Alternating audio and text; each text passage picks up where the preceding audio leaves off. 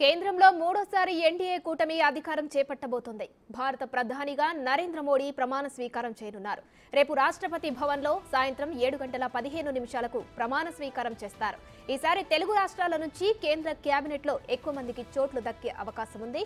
ఆంధ్రప్రదేశ్ నుంచి Srikakulam MP Rammohan Naidu, Nellore MP Vemireddy Pratapreddy, Hindupuram MP Parthasarathi, Guntur MP Chandrashekhar పేర్లు వినిపిస్తున్నాయి. ఏపీ బీజేపీ నుంచి Purandeswari, MP CM Ramesh cabinet రేసులో ఉన్నారు. జనసేనకు కూడా కేంద్ర కేబినెట్ లో చోటు దక్కే అవకాశం ఉంది. ఇక తెలంగాణ బీజేపీ నుంచి కిషన్ రెడ్డి, బండి సంజయ్, ఈటెల రాజేందర్, డీకే అరుణ కేబినెట్ లో చోటు దక్కుతుందని ఆశలు పెట్టుకున్నారు.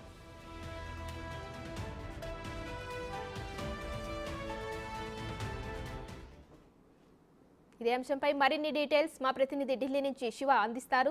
శివ, చెప్పండి, రేపు మూడోసారిగా ప్రధానమంత్రి మోడీ ప్రమాణ స్వీకారం చేయనున్నారు. దీనికి సంబంధించిన డీటెయిల్స్ ఏంటి? కేంద్రంలో ఎన్డీఏ కూటమి మూడోసారి అధికారం చేపట్టబోతోంది. రేపు సాయంత్రం 7:15 రాష్ట్రపతి భవన్లో భారత ప్రధానిగా నరేంద్ర మోడీ మూడోసారి ప్రమాణ స్వీకారం చేయబోతున్నారు. ఇటు ప్రధాని నరేంద్ర మోడీతో పాటు పలువురు కేంద్ర మంత్రులుగా ప్రమాణ స్వీకారం చేయబోతున్నారు. వారిలో ఆశావాహుల సంఖ్య అంటే మూడోసారి అధికారంలోకి వచ్చిన నేపథ్యంలో దేశవ్యాప్తంగా కూడా ఈసారి కేబినెట్లోకి ఆశావాహుల సంఖ్య ఎక్కువ అవుతోంది. తమకు కూడా ఈసారి అవకాశం ఇవ్వాలంటూ అధిష్టానం పెద్దలను ప్రసన్నం చేసుకునేందుకు ఇప్పటికే ఢిల్లీ వచ్చి వారందరితో మాట్లాడుతున్నారు. నిన్న ఎన్డీఏ సమావేశంలో పాల్గొన్న సందర్భంలోనూ ఇటు అమిత్ షా, జేపీ నడ్డా, రాజ్నాథ్ సింగ్ ఇతర సీనియర్ నేతలతో భేటీ అయి తమకు కూడా ఈసారి ఒక అవకాశం ఇవ్వాలంటూ కూడా వారందరికీ విన్నవించుకున్న పరిస్థితి కనిపిస్తోంది. ఇక ఇటు రెండు తెలుగు రాష్ట్రాలకు సంబంధించి ఇటు ఎన్డీఏ కూటమిలో రెండవ అతిపెద్ద పార్టీ ఉన్న టీడీపీకి ఇప్పటికే ముగ్గురుకు సంబంధించి నిన్న ప్రచారం జరిగింది. ముగ్గురుకు కేంద్ర కేబినెట్లో అవకాశం కల్పిస్తారని ఇటు మూడవసారి ఎంపీగా గెలిచిన రామ్మోహన్ నాయుడు, మొదటిసారి ఎంపీగా గెలిచిన అటు పెంబసాని చంద్రశేఖర్, గుంటూరు ఎంపీ, హిందూపూర్ ఎంపీ పార్థసారథి, వీరి ముగ్గురికి కూడా అవకాశం ఉంటున్నట్టు కూడా ప్రచారం జరిగింది. వారికి మాక్సిమం కన్ఫర్మ్ అయినట్లు కూడా తెలుస్తోంది.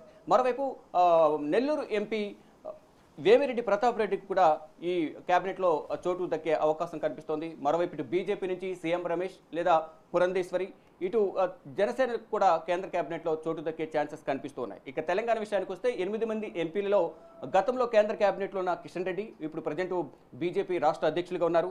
బండి సంజయ్, మరోవైపు ఈటెల రాజేందర్, మల్కాజ్గిరి ఎంపీగా ఉన్న ఈటెల రాజేందర్, డీకే అరుణ మహిళా ఎంపీ డీకే అరుణకు కూడా ఛాన్స్ ఉంటుందంటూ అంటే వీరి నలుగురిలో ఛాన్స్ దక్కే అవకాశం కనిపిస్తోంది.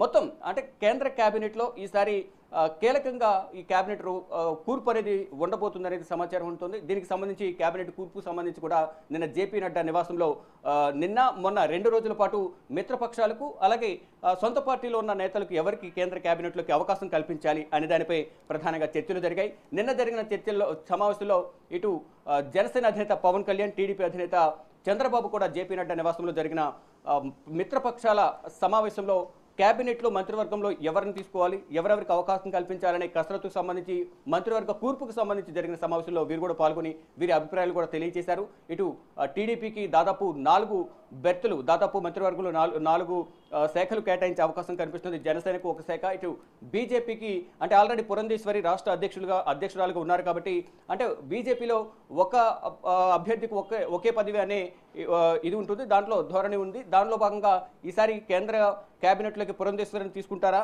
లేదా అని చూడాల్సి ఉంది. గతంలో కిషన్ రెడ్డి కూడా అధ్యక్ష పద్ధతులు చేపట్టిన తర్వాత ఇటు కేంద్ర మంత్రి పదవికి రాజీనామా చేస్తారనే ప్రచారం జరిగింది. కానీ తక్కువ సమయం ఉన్న నేపథ్యంలో అధ్యక్షుడిగా కూడా ఇటు కేంద్ర మంత్రిగా కూడా కొనసాగారు. కానీ ఈసారి అవకాశం ఉంటుందా లేదనేది కూడా చూడాల్సి ఉంది. ఇక మొత్తంగా చూసుకుంటే కేంద్ర కేబినెట్కి సంబంధించి ఆశావాహుల సంఖ్య ఎక్కువ ఉంది.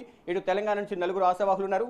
ఇటు ఏపీ నుంచి టీడీపీ నుంచి 4కి, జనసేన 1, బీజేపీ నుంచి పురంధేశ్వరి లేదా సీఎం రమేష్ వీరిద్దరిలో ఒకరికి అవకాశం దక్కే ఛాన్సెస్ కనిపిస్తున్నాయి. ఇక దేశవ్యాప్తంగా కూడా ఎన్డీఏ కూటమి మూడోసారి అధికారంలోకి వస్తున్న నేపథ్యంలో ఈ కేంద్ర మంత్రివర్గంలో తమకు కూడా అవకాశం కల్పించాలంటే ఇప్పటికే అధిష్టాన పెద్దలను ప్రసన్నం చేసుకునేందుకు వారు చుట్టూ తిరుగుతూ ఉన్నారు. ఇక 9వ తేదీన సాయంత్రం 7:15 రాష్ట్రపతి భవన్లో ప్రధాని మూడవసారి ప్రమాణ స్వీకారం నరేంద్ర మోడీ ప్రమాణ స్వీకారం చేయబోతున్నారు. ఆయనతో పాటు పలువురు కేంద్ర మంత్రులు ప్రమాణ స్వీకారం చేయబోతున్నారు. ఈ రోజు సాయంత్రానికి అధికారికంగా ఎవరెవరికి ఈ మంత్రివర్గంలో అవకాశం కల్పించారనేది తెలిసే ఛాన్సెస్ ఉన్నాయి.